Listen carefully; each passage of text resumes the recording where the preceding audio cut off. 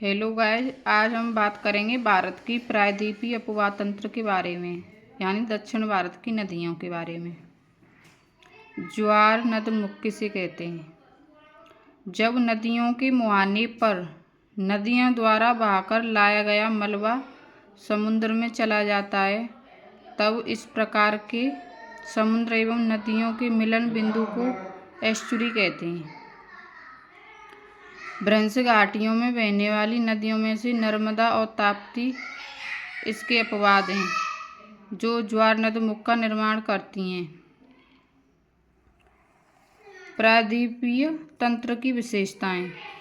प्रायद्वीपीय नदियों की विशेषता है कि ये अपने एक सुनिश्चित मार्ग पर चलती हैं, वे सर्प नहीं बनाती हैं और ये बारहमासी सदानीरा नहीं हैं। विश्व की सबसे बड़ी एस्चुरी सेंट लॉरेंस नदी है। और हम बात करेंगे महानदी के बारे में। इसका उद्गम स्थल अमरकंटक पहाड़ के सिहावा छत्तीसगढ़ के निकट है। इसकी लंबाई 851 किलोमीटर है। इसका अपवाह मध्य प्रदेश, छत्तीसगढ़, झारखंड, उड़ीसा। बाईं ओर से सहायक नदियां हैं इसकी शिवनाथ, हसदेव, मांड एव। और दाईं ओर से सहायक नदियां हैं इसकी जोक, लौंग, तेल। इसका संगम है कटक के निकट नरज नामक स्थान पर कटजूरी तथा विरूपा नाम की दो धाराओं में बटकर बंगाल की खाड़ी में। इस पे कौन कौन सी परियोजना है? हीराकुंड परियोजना, तिरकपाड़ा और बरोज बांध है। इसके किनारे बसे नगर हैं कांकेर, संबलपुर और कटक। विश्व का सबसे बड़ा बांध हीराकुंड बांध इसी नदी पर बनाया गया है।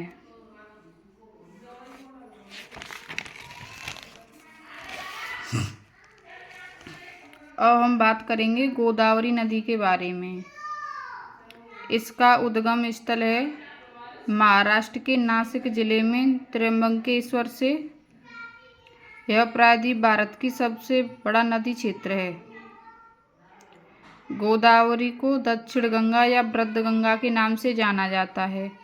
इसकी लंबाई 1465 किलोमीटर लंबी है।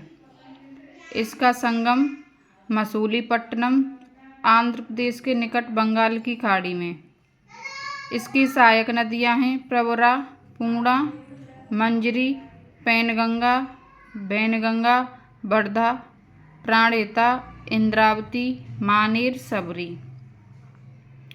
इसके किनारे बसे नगर हैं नासिक, भद्राचलम, नांदेड़, औरंगाबाद, नागपुर, निजामाबाद और बालाघाट।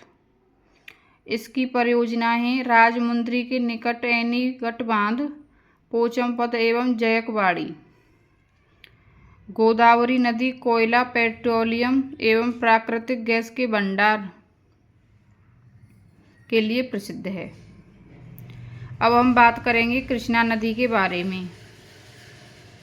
इसका उद्गम स्थल महाराष्ट्र के पश्चिमी घाट में महाबलेश्वर से। अगला पॉइंट है, यह प्रायद्वीप भारत की दूसरी सबसे बड़ी नदी है। इसका विस्तार कर्नाटक, महाराष्ट्र, तेलंगाना और आंध्र प्रदेश में है।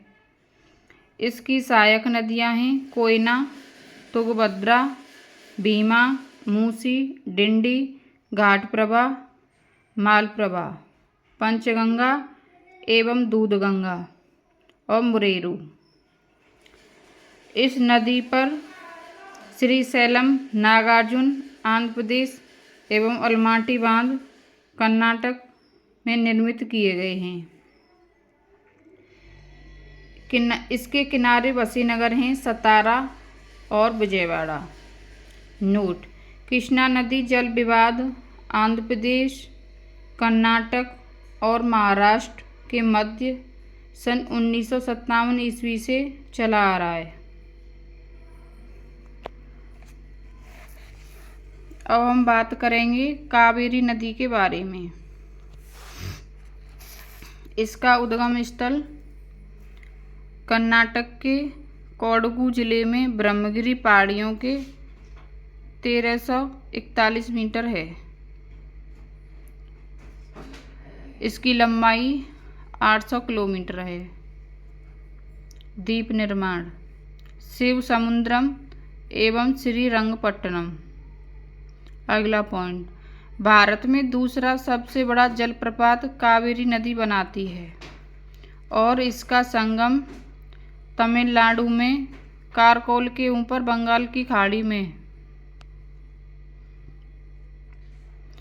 इसकी सहायक नदियां हैं हैरांगो, हेमवती, शिमला, अर्कावती, लक्ष्मण तीर्थ, काबिनी, स्वर्णवती, भवानी, अमरावती, नोएल और तीर्था।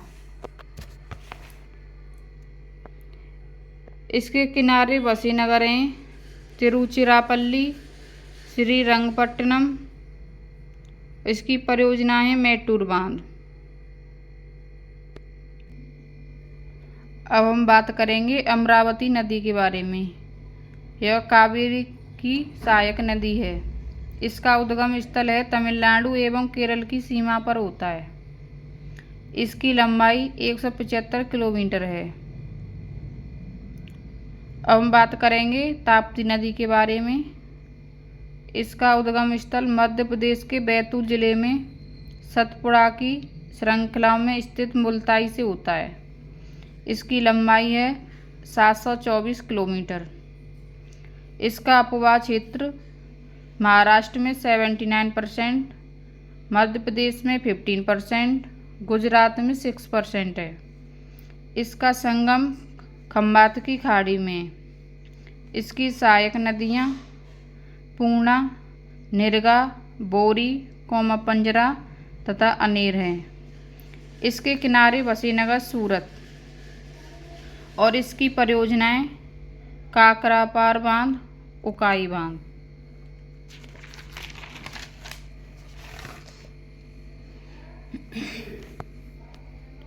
अब हम बात करेंगे नर्मदा नदी के बारे में। इसका उद्गम स्थल मध्य प्रदेश अमरकंटक पठार से है। इसकी लंबाई 1312 किलोमीटर है। 27 किलोमीटर लंबा ज्वार नदमुख बनाती है।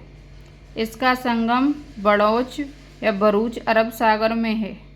इसकी सहायक नदियां बुढ़नेर, भंजर, सर, तवा, कुंडी, शक्कर, हिरन, वरना, तिंदेसी, अर्रा, देव, गोई, नामुदास, कोलार, सोमोदेवी और शाह। इसके किनारे बसे नगर हैं अंकलेश्वर, जबलपुर, रायगढ़।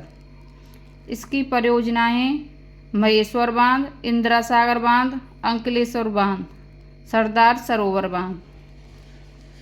इसका विस्तृत भाग है मध्य प्रदेश, गुजरात, महाराष्ट्र में है। अब हम बात करेंगे लूनी नदी के बारे में। इसका उद्गम स्थल राजस्थान का सबसे बड़ा नदी तंत्र है। यह नदी पुष्कर झील से 2 धाराओं सरस्वती और साबरमती के रूप में उत्पन्न होती है। यह नदी अजमेर के दक्षिण पश्चिम में रावली पहाड़ियों से निकलती है। अगला पॉइंट, कच्छ के रण में विलुप्त हो जाती है। इससे अगला पॉइंट, घग्गर, लूनी, रूपेन, सरस्वती और बनास नदियाँ अतः स्थलीय अपवहन का उदाहरण हैं।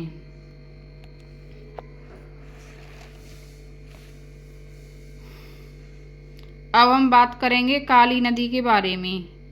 इसका उद्गम स्थल पश्चिमी घाट पर्वतीय क्षेत्र में स्थित उत्तरी कन्नड़ जिले में कर्नाटक के डिग्गी गांव से उद्गमित होकर चाप के आकार में पश्चिम की ओर प्रभावित होकर अरब सागर में मिल जाती है। अगला पॉइंट, इस नदी में मैंगनीज अयस्क के घुले होने के कारण यह प्रदूषित है। अब हम बात करेंगे माही नदी के बारे में। इसका उद्गम स्थल विंध्य पर्वतमाला मेहद झील मध्य प्रदेश में है। इसका संगम स्थल खम्मात की खाड़ी में है। इसकी सहायक नदियाँ सोम, कोमानास, पनप है। इसकी परियोजनाएं बनकबोरी बांध, कदाना बांध। अब हम बात करेंगे मीठी नदी के बारे में। इसका उद्गम स्थल मुंबई में स्थित बिहार झील के अधिप्रवाह से मीठी नदी उद्गमित होती है। पोवई झील का पानी भी अधिप्रवाह के कारण मिल जाता है। अगला पॉइंट, 18 किलोमीटर दूरी तय कर माहिम खाड़ी के समीप अरब सागर में मिल जाती है।